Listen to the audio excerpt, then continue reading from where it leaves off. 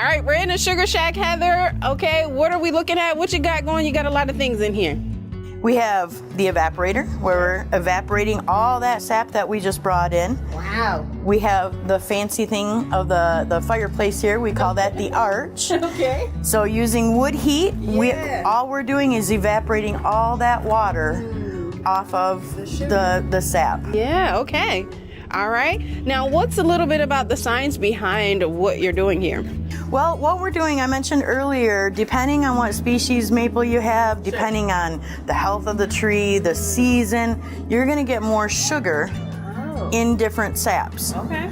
For example, and I do a collection because I'm one of those sciencey kind of people. So what we do is I write down the amount that we're collecting out here and then the sugar content of that particular sap. Oh, okay. So in one of the trees we collected a couple days ago, it had 3.3% sugar. Wow. Which means I would need less sap, less time out here in the evaporator, using the evaporator. Another one that I collected yesterday had 0.6, which is really super low. We got to see what's going on with that tree. Okay. With that in mind, I would be spending night and day out here because I need a ton of sap. Okay, and how many gallons of maple syrup ends up out of this? Again, depends on the amount of sugar, but this evaporator holds about 49.75 gallons of sap.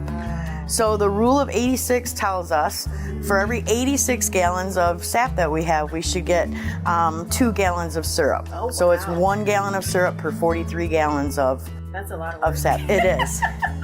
It's based on 2%. Gallon, yes. 2% sugar. Wow.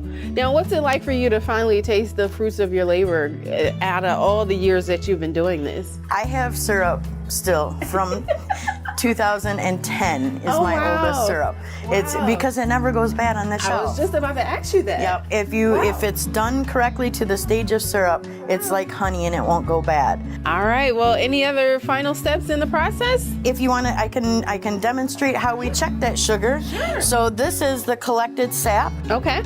And why does it look like water? Because it's about 98% water. But we can find out how much sugar is in there.